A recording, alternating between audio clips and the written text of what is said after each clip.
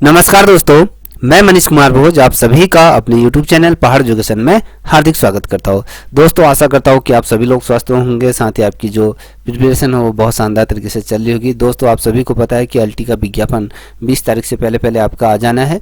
तो इसी कड़ी में हमने यहाँ पर एक शिक्षण अभिरुचि से संबंधित एक श्रृंखला प्रारंभ की हुई है। ऑनलाइन मोड में भी चलती हैं और ऑफलाइन में भी चलती हैं।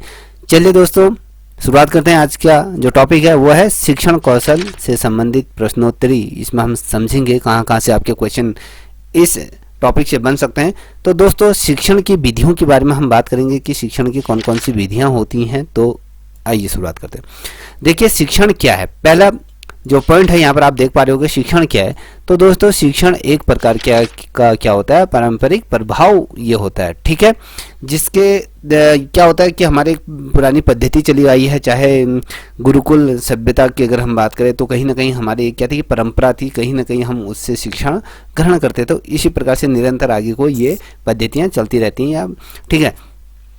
अगर बात करते हैं तो शिक्षण का अर्थ की अगर हम बात करते हैं तो शिक्षण का अर्थ क्या होता है। शिक्षण का हमेशा एक मतलब जो निकल के समक्ष आता है वो सीखने में वृद्धि करना होता है। हम कुछ ना कुछ हमेशा अपने जीवन पर्यंत सीखते रहते हैं। जब मनुष्य अपने माँ के कोख में होता है तब से लेकर वो मृत्यु सैया तक वो जो सफ़र तय करता है, तो उसमें कहीं ना कहीं वो निरंतर हर क्षण कुछ ना कुछ चीज़ें सीखता है। तो कहीं ना कहीं सीखने में हमारी क्या होती है, वृद्धि। और देखिए यहाँ पर कह रहा है कि ज्ञान प्रदान करने की प्रतिक्रिया है। क्या है, जब हम ज्ञान को प्रदान करता है, ज्ञान कौन प्रदान करता है, हमारा शिक्षक हमें वो चीज़ के बारे में हमें बताता है कि ज्ञान क्या होता है, शिक्षण कार्य क्या होते हैं, ठीक है। ये चीज़ें आपको पता होगा। तो ये क्या होता है, शिक्षण के माध्यम से हम क्या करते हैं, ज्ञान को अर्जित करते हैं। इतना ध्यान में रखिएगा।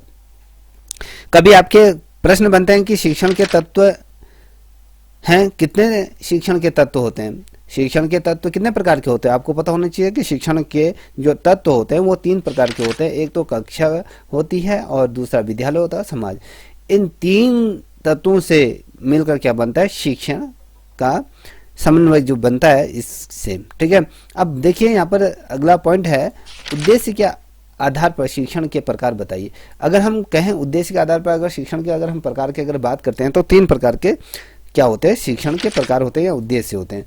इसमें पहला क्या होता है, ज्ञानात्मक शिक्षण पहला, दूसरा भावात्मक शिक्षण होता है, तीसरा आपके मनोगात्मक शिक्षण, ठीक है। ये 3 प्रकार के होते हैं। अगला देखिए क्वेश्चन क्या बन सकता है आपके, शिक्षण के स्तरों के आधार पर शिक्षण के प्रकार बताइए। अब देखिए, शिक्षण के स्तरों के आधार पर हम शिक्षा की अगर प्रकार की बात करते हैं तो 3 प्रकार के होते हैं। एक तो स्मृति स्तर होता है, बौद्ध स्तर होता है और चिंतन स्तर। 3 स्तरों पर हमने किसको बांटा है, आपके शिक्षण के स्तरों को हमने 3 भागों में क्या करा, विभाजित किया गया। पहला आप देख पा रहे हो, नोट भी करते हुए चलेगा या स्क्रीनशॉट खींच लीजिएगा। स्मृति स्तर होता है, बौद्ध स्तर होता है और चिंतन स्तर। हम आगे पढ़ेंगे कि स्मृति स्तर होता क्या है, बौद्ध स्तर होता क्या है, चिंतन स्तर होता क्या है। तो हम इस पर आपको संपूर्ण तरीके से मैं समझाने की कोशिश करूंगा कि तमाम चीज़ों का मतलब क्या होता है, ठीक है। अब बात करते हैं पूर्व क्रिया अवस्था है। पूर्व की क्रिया अवस्था क्या है, मतलब कहने का मतलब है कि पूर्व की क्रिया अवस्था में क्या क्या चीज़ें होती हैं। जब हम कक्षा में जाने से पूर्व जितने भी की गई जो क्रिया विधि हैं, जो चीज़ों से हम गुजरते हैं, वो क्या होते हैं, पूर्व की क्रिया अवस्था होती है, ठीक है। जब कोई बच्चा कक्षा में जाता है, कक्षा में जब प्रवेश करता है, उससे पूर्व की जो गतिविधियाँ करता है उसको क्या कहता है, पूर्व की क्रिया अवस्था के अंतर्गत रखा जाता है, ठीक है। आप अगर देख पा रहे हो अंतः क्रिया अवस्था किसे कहते हैं। अब क्या है, इसी के विपरीत अगर हम बात करें, पहले क्या था, पूर्व की क्रिया अवस्था में जब हम कक्षा में जाने से पूर्व की गई जो क्रिया होती हैं उसके बारे में कहा, जो कि गतिविधियां होती हैं उनके बारे में। अब अंतः क्रिया के अंतर्गत कक्षा में जाने के बाद जो भी क्रियाकलाप हम करते हैं, चाहे शिक्षण कार्य करते हैं, कुछ भी करते हैं, तो वो गतिविधियां इसके अंतर्गत सम्मिलित होती हैं। याद रखिएगा, बहुत ज़्यादा महत्वपूर्ण है, ठीक है। अब देखिए, कभी क्वेश्चन क्या पूछा था, भैया अब जब हम शिक्षण की बात कर रहे हैं तो शिक्षण का अर्थ किसे कहते हैं, तो ये भी आपके लिए बहुत ज़्यादा महत्वपूर्ण है।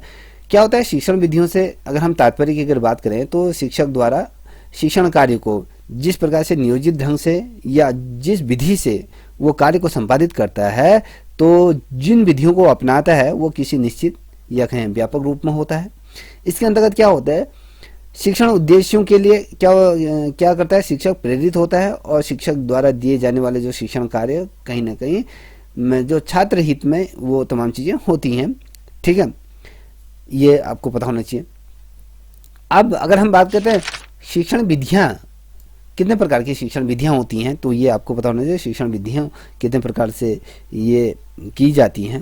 आप देख पा रहे होंगे यहाँ पर शिक्षण विधियों की अगर हम बात करते हैं तो यहाँ पर पहले आप इस प्रकार से चार्ट बना सकते हैं या फिर कोई एक वृक्ष के माध्यम से भी हम इसे समझने की कोशिश करेंगे। देखिए, पहला व्याख्यान होता है, स्पष्टीकरण विधि के साथ होता है, वितरण विधि के साथ होता है, कहानी कथन विधि के साथ होता है, प्रत्युत्तर विधि के माध्यम से शिक्षण विधियाँ की जाती है, स्पष्टीकरण विधि या वर्णन विधि या उदाहरण देने की से या निरीक्षित अध्ययन विधि ये होता है। कभी क्वेश्चन बताए कि इसके प्रतिपादक क्या होते हैं। मान लीजिए कोई एक वृक्ष है, उसको हम शिक्षण के आधार पर ले लेते हैं, तो उसमें जैसे संवाद विधि होती है, आगमन विधि होती है, निगमन विधि होता है, ठीक है, खेल विधियाँ होती है, प्रश्नोत्तरी विधि होती है, ठीक है, ये तमाम चीज़ें शिक्षण की विधियों के अंतर्गत रखा जाता है।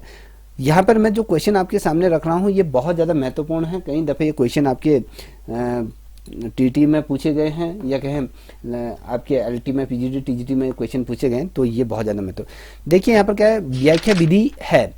व्याख्या विधि किसे कहते हैं, पहले ये देखो।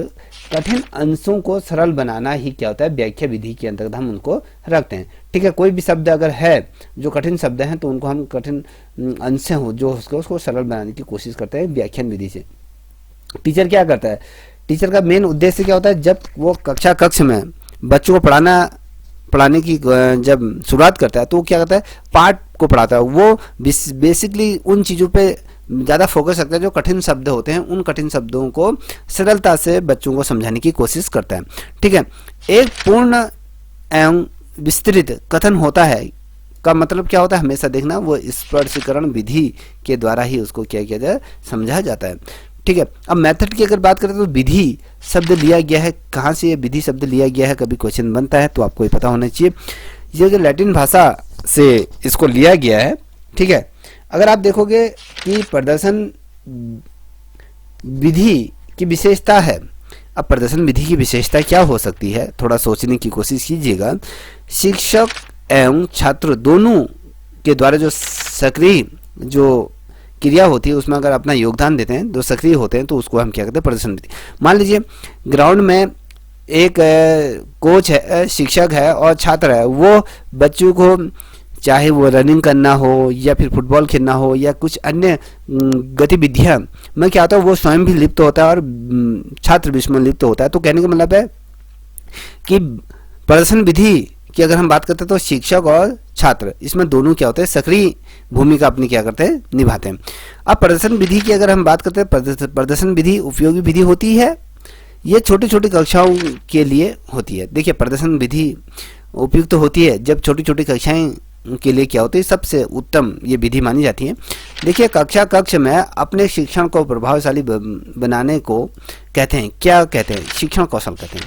मान लीजिए कोई टीचर कक्ष में जा रहा है तो अपना जो सब्जेक्ट है, जिस चीज़ को पढ़ा रहा है उसको प्रभावशाली बेहतरीन बनाने के लिए वो जो चीज़ करता है तो उसी को हम क्या कहते हैं, शिक्षण कौशल हम उसको कहते हैं। ठीक है, कभी बनता है कि सूक्ष्म शिक्षण किसे कहते हैं, अगर आपके पेपर में आ जाता है तो वहाँ पर 4 ऑप्शन दिए होंगे, तो उन ऑप्शन में एक ऑप्शन ये भी होगा कि एक प्रकार का ये क्या होता है, कौशल होता है। ठीक है, सूक्ष्म शिक्षण है, ये एक प्रकार का कौशल है।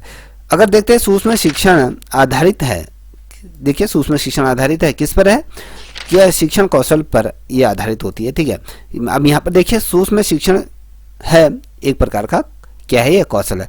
अब हम सूक्ष्म शिक्षण विधि पर आधारित है, कहते हैं कि शिक्षण कौशल पर आधारित है। हम जो चीज़ें पढ़ा रहे हैं वो किस पे आता है, शिक्षण कौशल पर, जो उसमें दक्षता होती है जिस टीचर पे, उसकी हम बात करें तो यहाँ पर आप देख पा रहे होंगे सर्वप्रथम शिक्षण कौशल सूची तैयार की गई। ये कहाँ पर ये की गई थी, किस जगह ये तैयार की गई थी, कभी क्वेश्चन सैनफोर्ड विश्वविद्यालय है, सर्वप्रथम शिक्षण कौशल से संबंधित सूची पहले वहाँ तैयार की थी। उसके बाद अगर देखो तो कैलिफोर्निया का विश्वविद्यालय है। तो इन 2 जगहों पर क्या की गई थी आपकी, ये शिक्षण विधि से संबंधित कौशल सूची को तैयार की गई थी यहाँ पर। ठीक है, अब देखिए सूक्ष्म शिक्षण का प्रथम स्तर है, क्या है ये आपको बताना। प्रथम स्तर किसे माना जाता है, तो उद्देश्य को लिखना होता है। ठीक है, सूक्ष्म शिक्षण का जो प्रथम स्तर होता है वो उद्देश्य को लिखना होता है। याद रखना, ये जो चीज मैं बता रहा हूँ इसे आप नोट डाउन कर दीजिए या फिर इसकी स्क्रीनशॉट खींच लीजिए, उसके बाद आप क्या करते हैं, इसको लिखते हुए चलिएगा। सूक्ष्म शिक्षण का द्वितीय स्तर है, क्या है, द्वितीय स्तर जो होता है वो पाठ की योजना या कहें पाठ प्रस्तावना होती है। ठीक है, पाठ की जो प्रस्तावना है वो जो सूक्ष्म शिक्षण का है वो द्वितीय स्तर के रूप में हम उसको रखते हैं। ठीक, अब दृष्टांत कौशल में प्रयोग होता है, क्या होता है ये भी थोड़ा समझ लीजिए। इसमें क्या होता है, जैसे चित्र बना लिए या कुछ उदाहरणों के माध्यम से हमने समझा दिया, तो ये रहता है। अब दृष्टांत कौशल कितने प्रकार के होते हैं, ये 2 प्रकार के होते हैं। एक शाब्दिक होता है, एक अशाब्दिक होता है। शाब्दिक जिसे हम शब्दों द्वारा लिख सकते हैं, अशाब्दिक जिसे हम बोलते हैं या हम इशारे से ये तमाम चीजें कर सकते हैं। ठीक है, कभी क्वेश्चन बनता है कि कहानी कथन है, कहानी किस पर आधारित, ये शब्दों पर आधारित होती है, शाब्दिक उदाहरण होता है। ठीक है, अशाब्दिक का उदाहरण क्या होता है, जैसे कोई मॉडल रख दिया या चित्र बना दिया, मानचित्र या रेखा का प्रयोग कर दिया या किसी प्रायोगिक प्रदर्शन को आपने कर दिया, तो ये क्या होता है, अशाब्दिक का उदाहरण सबसे अच्छा उदाहरण इसे माना जाता है, याद रखिएगा। ठीक, अब देखिए अगला कक्ष प्रबंधन कौशल है। ये क्या है, प्रबंधन कौशल है। शिक्षक द्वारा जो कक्षा में प्रभावशाली तरीके से जो शिक्षण कार्य किया गया है, जो सिखाने की जो प्रवृत्ति है, जो सीखने के निरंतर उसमें जो विकास करता है, तो उसी को ही कहा जाता है कक्ष प्रबंधन कौशल है। शिक्षक द्वारा कक्षा में प्रभावशाली शिक्षण अधिगम को संपादित करना। देखिए ये क्वेश्चन बहुत दफे क्वेश्चन पूछा गया है कि शिक्षण कौशल का मूल्यांकन कैसे होता है। ठीक है, अब शिक्षण कौशल का मूल्यांकन की बात करते हैं तो अनुसूची एवं रेटिंग स्केल से क्या होता है, इसका पता लगाया जाता है। किससे, शिक्षण कौशल का। ठीक है, किससे, अनुसूची एवं रेटिंग स्केल से इसका हम क्या करते हैं, पता लगाते हैं। ठीक, अब देखिए उदाहरण की अगर हम बात करें, उदाहरण से नियम तक पहुंचना। ठीक है, उदाहरण से नियम तक पहुंचना क्या कहलाता है, यह आगमन विधि होता है। ठीक है, आगमन विधि। और देखिए अगर हम नियम से उदाहरण की ओर अगर हम बात करते हैं तो वो निगमन विधि होती है। अगर आपने पढ़ा होगा आगमन और निगमन विधि तो ये आपको पता होगा कि इसको किस रूप में माना जाता है, क्या होता है, किस प्रकार से उसे रखा जाता है। जब हम अगर आपसे मैं कहता हूं कि भैया आगमन विधि, शिक्षण के आगमन जो विधि में शिक्षक क्या करता है, जो शिक्षक होता है वो इसमें अनेक प्रकार की जो उदाहरणों के आधार पर वह जो समीकरण बनाने का क्या करता है, इसमें प्रयास करता है। जो विद्यार्थी और शिक्षक द्वारा जो प्रस्तुत विशिष्ट जो उदाहरण होते हैं उनका निरीक्षण कर अपनी सूझबूझ के द्वारा वो क्या करता है, सामान्य नियमों का प्रतिपादन करता है। आगमन विधि के कभी क्वेश्चन पूछा जाता है कि आगमन विधि के जो प्रतिपादक कौन है, तो आपको पता होना चाहिए, वो अरस्तु को कहा जाता है। आगमन विधि में क्या होता है, शिक्षक ज्ञात से अज्ञात की ओर क्या होता है, ये अग्रसर होता है। ठीक है, फिर से कह रहा हूं, आगमन विधि में शिक्षक ज्ञात से अज्ञात की ओर, विशिष्ट से सामान्य की ओर, मूर्त से अमूर्त की ओर शिक्षण सूत्रों का उपयोग यहाँ पर क्या करता है, वो प्रयोग करता है। और इस विधि में अगर मैं बात करूं, जो विद्यार्थी है और स्वयं वो क्या होता है, क्रियाशील रहकर जो जितने भी कार्य उसको दिए जाते हैं उन चीज़ों का कहीं न कहीं निरीक्षण या कहीं तर्क या विमोचन के आधार पर वो पहले वो चीज़ों को क्या करता है, उदाहरणों के साथ संकलित करता है और फिर उनमें समानता देकर कहीं सामान्य निष्कर्षों पर पहुंचने का वो क्या करता है, प्रयत्न करता है। कहने का मतलब है कि विशिष्ट से सामान्य की, सामान्य से विशिष्ट की ओर, मूर्त से अमूर्त की ओर। ठीक है, ये तो मैं आपको पता होना चाहिए। आगमन विधि से अगर हम बात करते हैं, जब शिक्षण करते समय शिक्षार्थी पाठ में प्राय ये रुचि उनमें बन रही है या नहीं बन रही है, तो ये तमाम चीज़ें उसमें क्या होती है, काउंट की जाती है। ठीक है, अब यहाँ पर कुछ चीज़ें मैं आपको बता रहा हूँ, इसको थोड़ा सा समझिएगा। देखिए यहाँ पर जो चीज़ आपको दिखा रहा हूँ, ये कह रहा है कि शिक्षण सूत्र। शिक्षण सूत्र क्या होता है, यहाँ पर मैंने आपको सामने कुछ लिखा हुआ है। देखिए ज्ञात से अज्ञात की ओर शिक्षण सूत्र की बात कर रहा हूँ, जटिल से सरल से जटिल की ओर, अनिश्चित से निश्चित की ओर, मूर्त से अमूर्त की ओर, जो अभी मैं बता रहा था आपको, अनुभूत से युक्ति की ओर, विश्लेषण से संश्लेषण की ओर, प्रत्यक्ष से अप्रत्यक्ष की ओर और विशिष्ट से सामान्य की ओर, ठीक है। और मनोवैज्ञानिक से तार्किक कर्म की ओर क्या होता है, हमेशा शिक्षण सूत्र कार्य करता है। आगमन से निगमन की ओर, पूर्ण से अंश की ओर, ये तमाम चीजें क्या होती है, शिक्षण सूत्र इनको कहा जाता है। इनमें कभी भी कुछ भी पूछा जा सकता है तो आपको पता होना चाहिए। कुछ प्रश्न आपके सामने मैं रखना चाह रहा हूं। छात्रों के पूर्व ज्ञान के आधार पर नवीन ज्ञान देना क्या कहलाया जाता है। ज्ञात से क्या होता है, अज्ञात की ओर ले जाता है। जो छात्र का जो पूर्व ज्ञान है उसमें नवीन ज्ञान का क्या करना पड़ता है, तड़का लगाना पड़ता है। अगर मैं कहूँ तड़के का मतलब होता है कि नवीन ज्ञान देना क्या होता है, ज्ञात से अज्ञात की ओर उसको ले जाते हैं। ठोस अनुभूत सत्यों की अनुभूति के बाद ही युक्ति मुक्त चिंतन आता है। किसमें, अनुभूत से युक्ति की ओर ये होता है, ठीक है। अब बात करते हैं स्थूल पदार्थों से सूक्ष्म विचार का ग्रहण करना। विचारों का जो ग्रहण करना होता है वो क्या होता है, वो मूर्त से अमूर्त की ओर उसको ले जाते हैं। किसे, स्थूल पदार्थों से सूक्ष्म विचारों का जो ग्रहण करना होता है वो मूर्त से अमूर्त की ओर वो क्या करता है, उसकी ओर शिक्षक उसको अग्रसर करता है। किसी तथ्य या समस्याओं को बांटना क्या कहलाया जाता है, वो संश्लेषण कहलाया जाता है, याद रखिएगा, अत्यंत महत्वपूर्ण, ठीक है। अब देखिए सूचनाओं को जोड़कर समग्र रूप से समझना है, क्या है, संश्लेषण कहलाया जाता है, उसको याद रखिएगा। ज्ञान को स्थायित्व प्रदान करता है, क्या करता है, वो आपको संश्लेषण वो क्या करता है, ज्ञान को स्थायित्व प्रदान करता है। अब देखिए अगला प्रश्न, वर्तमान ज्ञान के बाद भूत अथवा भविष्य का ज्ञान देना क्या कहलाया जाता है, ये प्रत्यक्ष से अप्रत्यक्ष की ओर ले जाता है। देखिए बहुत ज़्यादा महत्वपूर्ण प्रश्न है, इसको आप स्क्रीनशॉट खींच लीजिए। दोस्तों अगर आपको ये वीडियो अच्छी लग रही हो तो प्लीज़ आप इस चैनल को भी आप सब्सक्राइब, लाइक, शेयर अवश्य करें, ठीक है। देखिए मनोवैज्ञानिक ढंग से शिक्षण के पश्चात मानसिक विकास के अनुकूल ज्ञान को तर्क सम्मत बनाता है। ये क्या है, मनोवैज्ञानिक ज्ञान से तार्किक ज्ञान की ओर ये होता है, ठीक है। अब यहाँ पर कुछ महत्वपूर्ण चीजें आप फिर देख लीजिए। वर्धा योजना के प्रतिपादक कौन है, कभी क्वेश्चन बनता है तो ये इसके प्रतिपादक की अगर बात करते हैं तो ये महात्मा गांधी जी है। वर्धा योजना लागू हुई ये 1937 में हुई। कविता इस विधि द्वारा याद कराई जाती है, ठीक है। इस विधि द्वारा क्या की जाती है, कविता याद की जाती है। पूर्ण से अंश की ओर क्या करता है, आपको अग्रसर करता है। शिक्षण होना चाहिए, किस प्रकार का शिक्षण होना चाहिए, हमेशा शिक्षण क्या कैसा होना चाहिए, बाल केंद्रित होना चाहिए। अब बाल केंद्रित शिक्षा संप्रत्य देता है, क्या देता है, ये आपको बताना मनोवैज्ञानिक की, ठीक है। डाल्टन विधि के जो जनक के रूप में, प्रवक्ता के रूप में कौन है, हेलन पाक्सिट करके इनका नाम है, ये आपको पता। किंडरगार्टनर शब्द किस भाषा से प्रयुक्त हुआ है, तो ये जर्मन भाषा से क्या क्या किंडरगार्टन जो शब्द है ये जो लिया गया है, जो इसको प्रयुक्त किया गया, ये आपके जर्मन भाषा से लिया गया है। किंडरगार्टन शब्द का अर्थ होता है बच्चों का बगीचा कहा जाता है, ठीक है। जो किंडरगार्टन स्कूल होते हैं जहाँ पर बच्चे पढ़ते हैं, अपनी प्रारंभिक शिक्षा को जहाँ पर ग्रहण करते हैं, ठीक है। अन्वेषण विधि का अंग्रेजी नाम क्या है, अगर हम कहें इसके इस अन्वेषण विधि को किसके द्वारा प्रतिपादित किया गया, उसके प्रवक्ता कौन, आर्मस्ट्रांग करके इनका नाम है।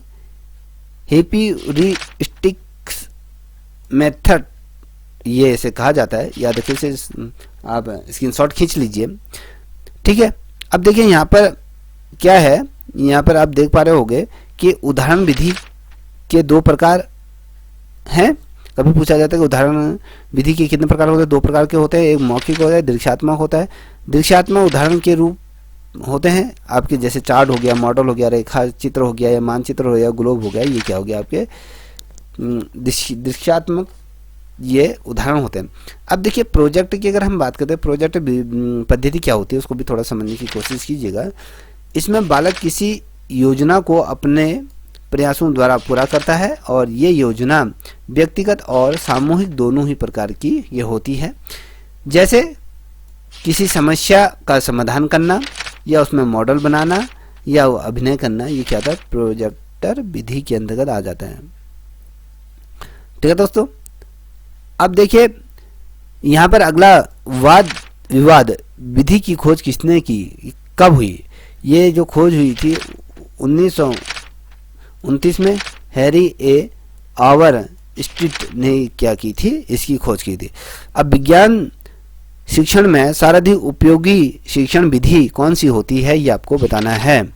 ठीक है, बहुत ज़्यादा महत्वपूर्ण। इसमें क्या होता है, प्रयोग, अगर हम बात करते हैं विज्ञान शिक्षण में, अगर हम जब विज्ञान की पढ़ाई करते हैं तो उसमें सबसे अच्छी उपयोगी विधि कौन सी मानी जाती है, प्रयोग प्रदर्शन अनुसंधान विधि, क्योंकि यह बालक करके इसको सीखता है। देखिए अभी कोई भी प्रयोग करता है, अगर क्या करता है, अगर हम किसी केमिस्ट्री में है या फिजिक्स में अगर कोई चीज़ें बना रहे हैं, प्रोजेक्ट बना रहे हैं, किसी चीज़ को कर रहे हैं, जो बालक कब समझेगा, जब बालक उसको स्वयं करेगा, वो तब जाके उससे क्या था, वो सीखता है। ठीक है, यहाँ तक आप समझ गए होंगे। अगला जो हमारा जो टॉपिक रहेगा वो शिक्षण पद्धतियाँ ये रहेंगी। तो आज तक के लिए यहाँ पर तक। अगर आपको ये वीडियो पसंद आई हो तो प्लीज़ इस वीडियो को लाइक शेयर सब्सक्राइब अवश्य करें, साथ ही अपने दोस्तों को साझा करें। तब तक के लिए इतना ही। जय हिंद, जय भारत, जय उत्तराखंड।